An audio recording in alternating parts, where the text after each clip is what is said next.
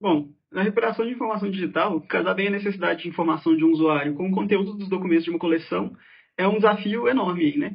Isso acontece não só pelos desafios técnicos e de complexidade computacional que existem aí na construção de sistemas de recuperação da informação, ou os SRIs, né? Mas também por conta da complexidade que existe nos idiomas humanos, né? Interpretar uma consulta de usuário requer não só identificar aí quais são as palavras-chave daquela consulta, mas também qual é o sentido semântico que essas palavras têm. Esse mesmo desafio vale na hora de indexar ali os documentos de uma coleção, né?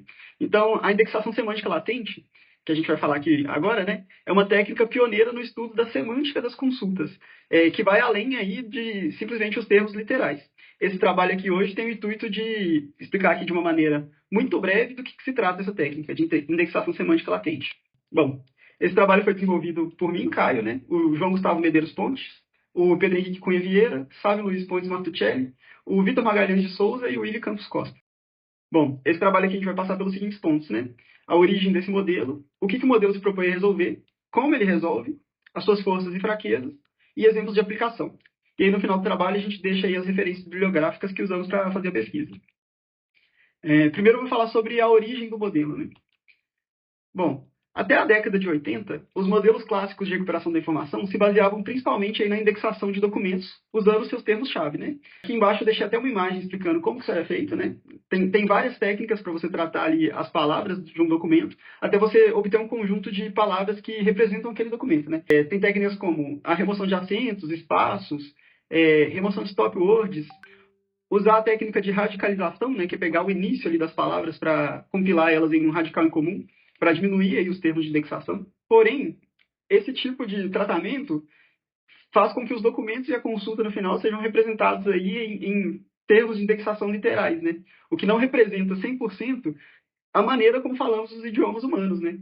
Às vezes o sentido que damos, a semântica que damos numa frase não é a mesma semântica que tem após você fazer todo esse tratamento e obter as palavras-chave ali dessa frase. Então, pensando nisso, no fim dos anos 80 e no início dos anos 90, alguns pesquisadores aí dos Estados Unidos e do Canadá elaboraram aí uma proposta de tentar quebrar esse paradigma, né, de indexar os documentos apenas pelos termos literais ali e termos-chave. Então, em 1988, esse grupo de pesquisadores patenteou uma técnica aí com esse nome, né, de indexação semântica latente, também conhecida como LSI, pela sigla em inglês.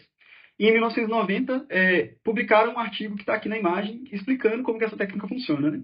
E aí, vamos lá, o que o modelo se propõe a resolver, de fato?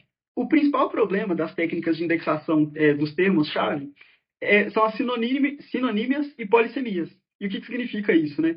Sinonímia significa palavras que são diferentes, mas que têm uma mesma semântica, né? Representam uma mesma coisa.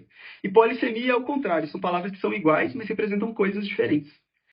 Então, tem até aqui um trechinho ali do paper, né, que diz o seguinte, que tem muitas maneiras de expressar um certo conceito e os termos literais da consulta do usuário podem não bater ali com documentos relevantes, né? Bom, elaborando melhor aqui, porque cada um desses conceitos atrapalha ali a recuperação da informação, a sinonímia gera uma menor revocação. E isso acontece porque palavras diferentes indicando uma mesma coisa, documentos relevantes que usam o sinônimo de um termo que está sendo buscado pelo usuário pode não ser recuperado, já que o usuário não usou a palavra-chave que está no documento, né? E a polissemia gera uma menor precisão. Isso porque, se uma palavra pode significar mais de uma coisa, pode ser que um documento que é recuperado que tem aquela palavra não tenha aquela palavra no sentido que foi buscado. Então, aqui, mostrando isso de uma maneira mais visual, né? Por exemplo, se o usuário busca aqui mexerica, né? Mexerica tem sinonímia, né? Tem outras coisas que também são relacionadas à mexerica, né? Igual a tangerina é um outro nome que é dado para mexerica em outros lugares do Brasil. Então, no exemplo aqui, o usuário buscou por mexerica, ele recupera documentos que estão escritos mexerica, né? Igual mexerica faz bem, ou tipos de mexerica. Mas documentos que falam sobre tangerina, por exemplo, que é um outro nome para mexerica, podem não ser recuperados. Ou documentos, por exemplo, que falam sobre frutas cítricas, que não é sinônimo exatamente de mexerica, mas é também relacionado à mexerica, né? E que poderia ser relevante para o usuário, também não é recuperado. Isso gera aí, então, uma menor revocação na consulta, né? Documentos que poderiam ser relevantes não estão sendo recuperados. Sobre a polissemia, agora suponhamos que o usuário pesquisou sobre costurar manga. Manga é uma palavra que ela é polissêmica, né? Ela pode significar a manga fruta e pode significar a manga da camisa. Costurar manga é uma consulta que, para um ser humano que está lendo, fica óbvio que a pessoa está falando de manga de camisa, né? Mas aí, usando os sistemas de recuperação da informação clássicos e indexando esses termos no sentido literal, frio ali, né? Isso aqui poderia recuperar vários documentos que não tem a ver com manga de camisa, né? Igual a gente deu um exemplo aqui. Talvez ele recuperasse ali técnicas para costura de mangas, manguitos, regatas, coisas que têm sentido para manga de camisa, mas poderia recuperar também ali os benefícios do consumo da manga rosa, que não tem nada a ver com costurar manga de camisa, né? Ou costurar no trânsito pode causar acidentes, que não tem a ver também com o sentido de costurar que o usuário está buscando ali, que é um costurar de costura, né? E não de a expressão de trânsito. E como que o modelo resolve isso? Bom, esse modelo ele tem um passo a passo que é matematicamente complexo. Então, dado a limitação de tempo dessa apresentação, nós não vamos entrar aqui nos detalhes da matemática do modelo, mas um passo a passo assim, de alto nível para ficar didático é o seguinte, né? Existe aí no primeiro passo a montagem da matriz de termos por documento, assim como acontece nos modelos clássicos, né, o booleano, o vetorial, e aqui é uma ponderação de peso que é feita no TF-DF, igual a gente viu em outros modelos clássicos também. E aí vem o diferencial, né? Na indexação semântica latente, aquela matriz de termos por documento, ela é decomposta através de uma técnica que chama decomposição de valores singulares, ou SVD, da sigla em inglês também, né? Que é o seguinte, essa decomposição ela, da matriz original, ela gera 3 outras matrizes e faz várias relações até chegar numa matriz final em que tem uma relação não de termo para um documento, mas de termo para um tema. Então, ou seja, né, de termo para termo, né? Porque os temas também são termos que estão ali dentro dos documentos, né? Então, a matriz final, que é gerada com isso aqui, é uma matriz que relaciona um termo com outros termos que são chamados de tema, né? Então, o que você tem aqui, por exemplo, né? Na matriz original, vou voltar lá para a gente ver. Gato e felino podem cair no caso ali da sinonímia, né? Não são exatamente sinônimos, mas são coisas extremamente relacionadas. E é o seguinte, né? Se você reparar aqui na matriz de termos por documento, uma pessoa que busca campo por gato pode acabar recuperando o documento 1 e não recuperando o documento 3. Uma pessoa que busca por felino pode acontecer o contrário, né? Depois de usar a técnica e relacionar aí os termos a temas, a gente vai ver que o termo gato ele está relacionado a temas que são muito parecidos com os temas que o termo felino estão relacionados. Então, essas palavras sai daí uma relação muito próxima entre elas, né? E aí, por último, essa mesma técnica ela é aplicada também aos documentos e também à consulta. E para que isso, né? Agora, a gente vai relacionar a consulta, né, esse vetor da consulta, de quais temas a consulta está representando, com os termos, para a gente encontrar termos que são sinônimos aos termos da consulta, e também com os documentos, para a gente encontrar documentos que têm o mesmo termo da consulta, mas que talvez o tema seja diferente. E assim a gente resolve a polissemia e a sinonímia também. Então, o resultado seria esse, né?